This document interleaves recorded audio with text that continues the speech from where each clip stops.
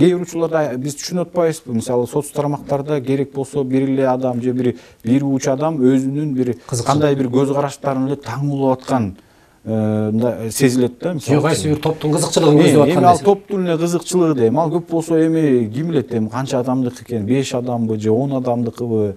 Бирок бизде деген миллиондогон жарандар бар да. Кызыкчылык деген жалпы коомдун кызыкчылыгын көздөш. Алар мисалы мына ошол эле алсак, мисалы биз балдар укугун аябай бекемдедик деп атабыз. Биз муну моюнга алышыбыз керек. Биздин укук коргоочулар ушуга да бир көңүл буруп койсо болмок.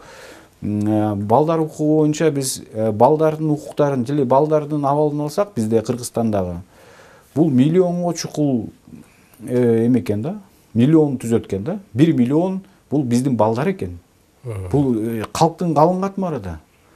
Анан эми алар деген соц тармактар аркылуу же болсо кандай бир ыкмалар аркылуу өзүлөрүнүн кызыкчылыктарын бир мындай жайылта албайт экен да тилекке каршы. А бирок биз алардын мына биздин ушул чоң улумун эске алышыбыз керек экен. Мына азыр бул каралган долбоордо балдарды өзгөчө жанагы баар көрөрү жок, мисалы жетим жесир балдарды мамлекет өзү алып камсыз кылыш керек деген ушундай нормалар кирип атат да.